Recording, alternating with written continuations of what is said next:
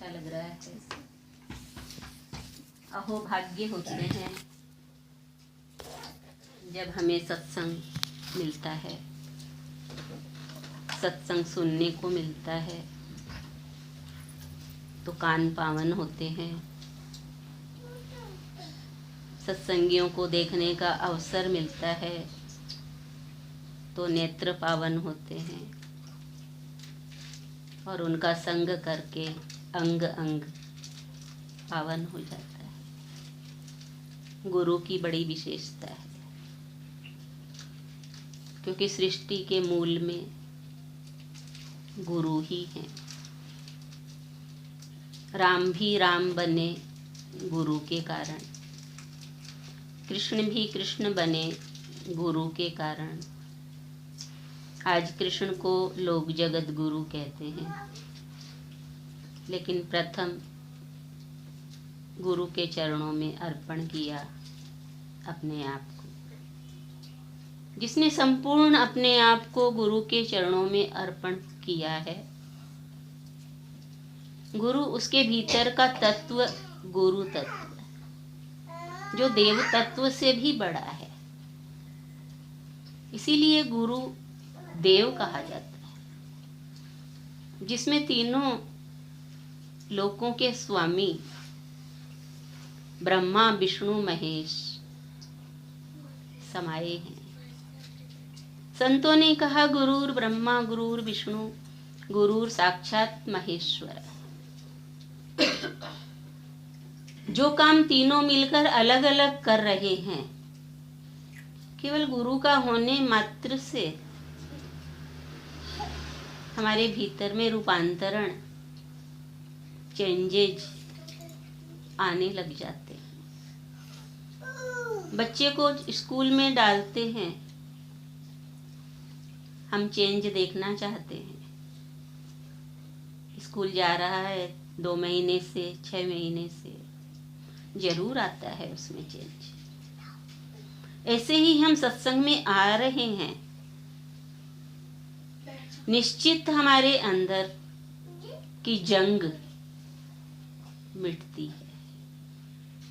मिटी जंग हुआ संग। जैसे ही उसका संग होता है, अपने आप ही हमारे विचारों की जंग धीरे धीरे कम होने लगती है, फिर कूल होने लगती है, फिर मिट जाती है। फिर वे विचार रह जाते हैं जो हमें ऊंचा उठाते हैं। साधारण जल ऊपर से नीचे की ओर बहता है। नल की और नलनीर की गति एक सी। कौन सी गति है कि ऊपर से नीचे की ओर बहना, लेकिन प्रेम रूपी जल नीचे से ऊपर की ओर बहता है। सबको जिसने भी प्रेम किया है, प्रथम गुरु से प्रेम किया है, या हम यूं भी कह सकते हैं कि गुरु ने ही हमें चुना है। अपना प्रेम दे दे करके हमें इस योग्य बनाया कि हम उसे प्रेम कर सकें। और जब हमारा प्रेम उससे होने लग जाता है, तो प्रेम तो कोई छोटी वस्तु नहीं है। प्रेम तो वायरस है, प्रेम तो संक्रामक रोग है, फैलता है, रुकता नहीं। कि हमने अपने बच्चों से प्रेम कर लिया, पति से प्रेम कर लिया, ये प्रेम नहीं है, ये मोह है जो हमें सीमित दायरे में बांध के, एक दायरे में बांध के रखता है।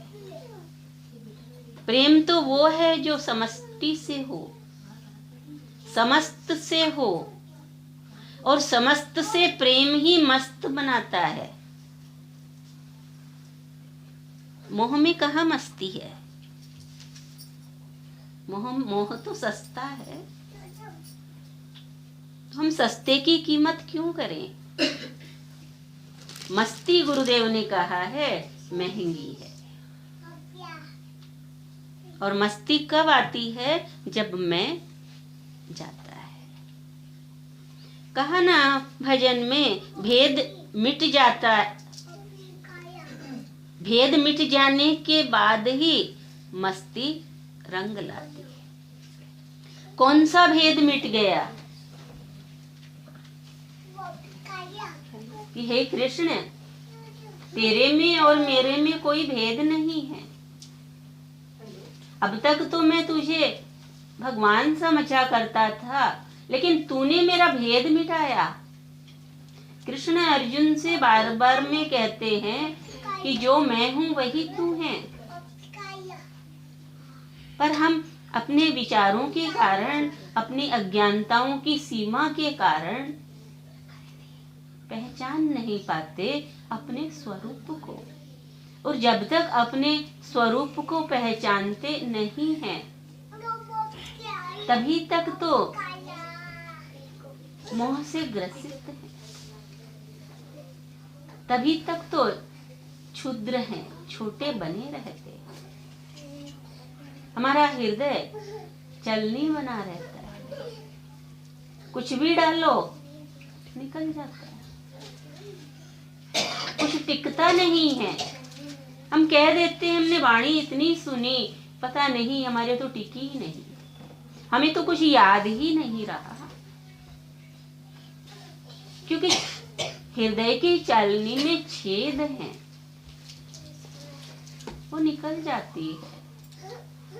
और जैसे ही संसार में जाते हैं, दुनिया की धूल मिट्टी आती है और उन छेदों को भर देती है, और दुनिया की बातें याद रहती है। और जैसे ही यहाँ पर आते हैं, छेद हो जाते हैं। तो संत हमें ये कहना चाहते हैं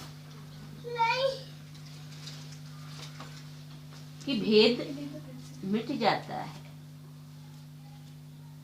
जब हम अपने स्वरूप को पहचान लेंगे कि तेरे में और मेरे में कोई भेद नहीं। भेद क्यों है? क्योंकि वेद नहीं। वेद माने ज्ञान नहीं, ज्ञान नहीं है तभी भेद है। संत तो हमें बार बार कहते हैं ईश्वर अंश जीव अविनाशी। संत तो हमें ये भी कहते हैं कि तू मेरे जैसा ही है, केवल अंश ही नहीं है, तू मेरे जैसा ही है, मुझसे अलग है ही नहीं। लेकिन गृहस्थ में रहकर, संसारिकता में डूबकर, डूबने वाला अपने आप को कब पहचानता है? उसे कहाँ दिखता है कि मैं कौन हूँ? जो संसार के भवसागर में डूबा पड़ा है, उसे अपना कहाँ दिखाई पड़ता है? तो जब बाहर निकलेगा, जब उसकी कृपा होती है, वो बार बार बुलाता है अपनी सत्संग रख रख करके, सत्संग रख रख करके हमें खरा बनाता है, खारे को खरा बनाता है, मीठा बनाता है। बड़ी वाणी कड़वी हुआ करती थी हमारी, लेकिन संत ने अपनी मिश्री सी वाणी डाली तो मीठी हो गई। यानी था हमारे अंदर, है हमारे अंदर, रहेगा हमारे अंदर। लेकिन जब तक गुरु की शरण में शीश झुकेगा नहीं, केवल गाना सुना ना कि रोने में गीत बह गया। रोने में गीत क्यों बह गया? क्योंकि कोई मन का मीत नहीं था। मन का मीत होता है तो जीवन गीत बनता है, संगीत बनता है, मीत नहीं। अनेकों देवी देव